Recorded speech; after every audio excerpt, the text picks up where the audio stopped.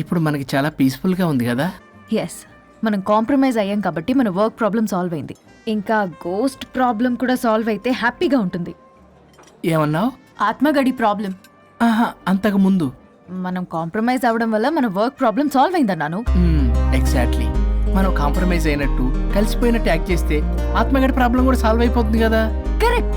అది తెలియక అతన్ని ఇన్ని రోజులు భరించాము. మనం కలిసిపోయినట్టు తెలిస్తే అతను వెళ్తాడు. మన బాడీస్ కూడా మనకి తిరిగి వచ్చేస్తాయి. Problem solve. కరెక్ట్. మనం రేపటి నుంచి ఆ పని మీద ఉన్నాం. Sir bill sir. Card. Paytm okay ma'am.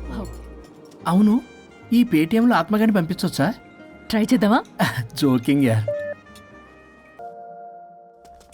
ఏయ్, నువ్వు ఇంకా పోలేదా? ఎక్కడికి? పైకి. పని అమ్మకుండా నేను ఎక్కడికి వెళ్తాను? అదేంటి, మేము కలిసిపోయాంగా. ఎవరు చెప్పారో? మేం చెప్తున్నాగా, నిజంగానే మేము కలిసిపోయాం. నిజమా? అబ్బా, ఎక్కడా? ఇక్కడ. మేము మారిపోయాం. మీ కథలు నమ్మటానికి నేను మనిషిని కాదు, ఆత్మని. నటించొద్దు. మీరు మీ బాడీలు కావాలని తాపత్రయపడుతున్నారు తప్పితే మీ జీవితాలు బాగుపడాలని కోరుకోవడం లేదు. మీరు మనస్ఫూర్తిగా ఒకరికొకరు కలిసిపోతేనే మీ బాడీలు మీకు తిరిగి వస్తాయి. అంతా నీ ఓవర్ యాక్టింగ్ వల్లే. అంత సీన్ లేదు. నేను మా ఊళ్ళో నాటకాలు వేస్తుంటే విజిల్స్ వేస్తూ స్టేజ్ పైకి పేపర్లు ఇసిరేవాళ్ళు తెలుసా? ఇప్పుడైతే రాళ్ళు వేసేవాళ్ళు. కరెక్ట్. నీ పక్కన యాక్టింగ్ చేస్తే రాళ్ళేంటి, చెప్పులు కూడా ఇసురుతారు. ఎక్కువ మాట్లాడంటే చంప బాలగొట్టేస్తాను. ఏంటమ్మా అనుష్క, ఇద్దరు కలిసి కాంప్రమైజ్ అవుతారు అనుకుంటే రోజు రోజు లైఫ్ ని కాంప్లికేట్ చేసుకుంటున్నారు. హరిశ్చంద్ర ప్రసాద్ గారు, అనుష్క, నేను కాంప్రమైజ్ అవ్వను. అయ్యో, బాడీ లేకపోయినా పర్లేదు. అనుష్క, నేను ఈ బాడీలోనే అడ్జస్ట్ అవుతాను. అనుష్క, అనుష్క. నేను తగ్గేది లేదు. నాకు కూడా నా బాడీ అవసరం లేదు. మహేష్ బాబు, పీక్కుంటావో పీక్కో. మహేష్ బాబు. అమ్మా, రోజు రోజుకి వీళ్ళ పైత్యం తొండలా ముదిరిపోతుంది. అర్జెంటుగా ఏదో ఒకటి చేయాలి.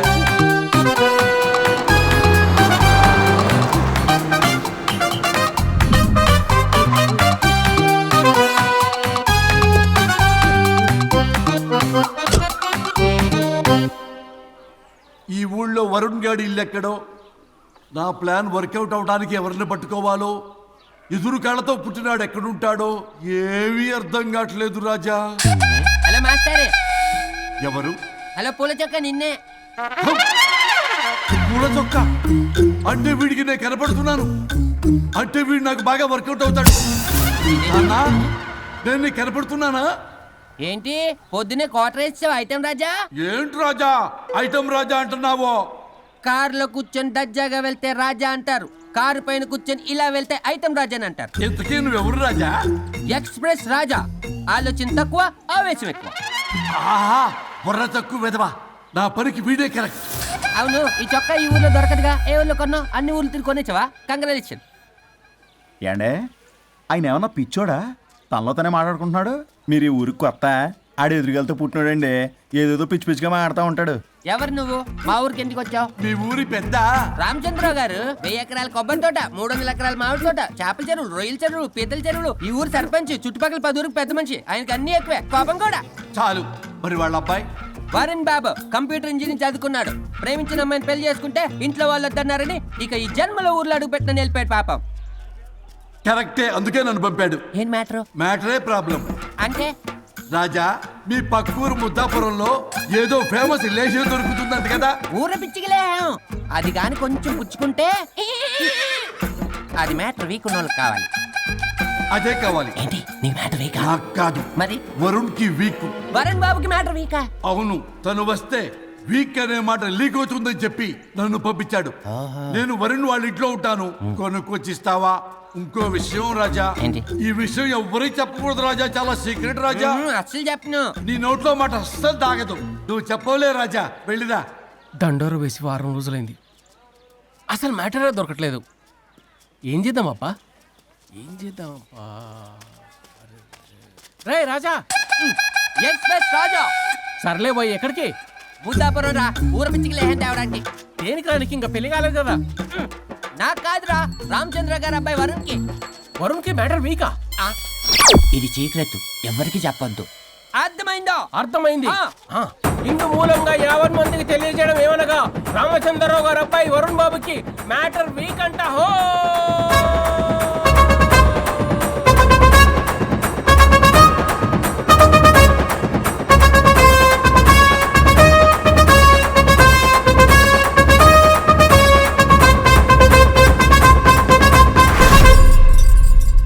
బాయ్ పెద్దనా వచ్చేసా.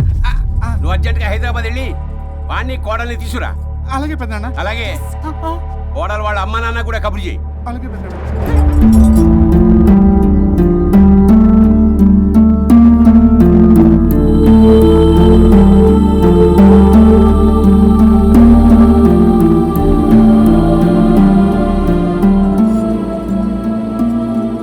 మమ్మల్ని ఎందుకు ఇంత సడన్ గా పిలిపించారు?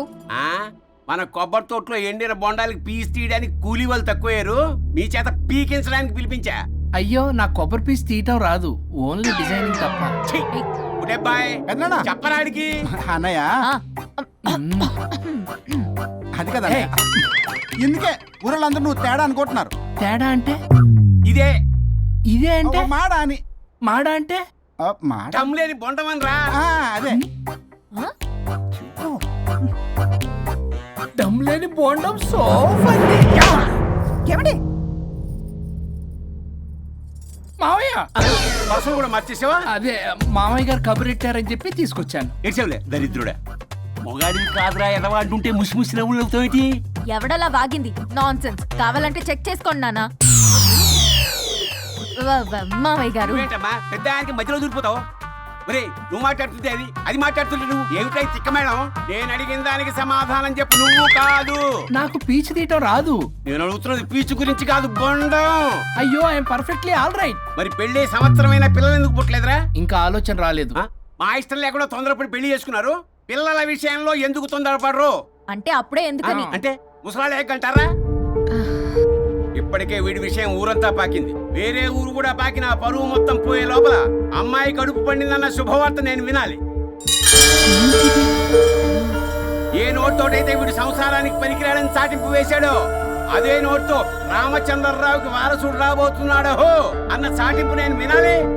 అప్పటిదాకా మీ ఇద్దరు ఇక్కడే ఉండాలి. So I have lot of work in my boutique. నేను మాత్రం ఖాళీగా ఏం ఉన్నానా? కూశాడు? నాకు కూడా ఆఫీస్లో చాలా పని. సీమంతానికి బొట్టు కాటికి రెడీ చేసుకోమంట. కాదు, నాకు బొటిక్ లో చాలా పని ఉందండి. ఏటిక్కు? బొటిక్ నీ బంధం. ప్రతి దానికి మీ నాన్నగారు నన్ను కొట్టేస్తా. అవును, వరుణ్ ఆఫీస్ లో ఇంపార్టెంట్ వర్క్ ఉంది, అవ్వకపోతే జాబ్ పోతుంది. జాబ్ పోతే కంపెనీ పెట్టిస్తా. దాని ముందు నీకు కుట్టు మిషన్ కూడా కొనిస్తాను. బట్టలు కుట్టుకో. తరతరాలు తిన్నా తరగనంత ఆస్తుంది. మేము పోయే ఆస్తి అంతా మీరే తీసుకుని ఏమైనా కావాలి. నా మాటకి విరుద్ధంగా ప్రేమించావు, పెళ్లి చేసుకున్నావు. కానీ వంశం పరువు పోతే మాత్రం ఊరుకునేది లేదు. నా మాట కాదని ఇంట్లోంచి పారిపోవడం లాంటి ఎదో ఆలోచనలు చేసావనుకో, మీ అమ్మని చంపేసి జైలుకి నేను ఉసిక్ చేసేసుకుంటాను. కొండం మీద ఒట్టు. ఉలబాయ్ పెద్దనా. మన పంతులు గారిని పిలిపించి గర్భాధానానికి ముహూర్తం పెట్టించు. బాస్ లోపల జరిగిందంతా విన్నా.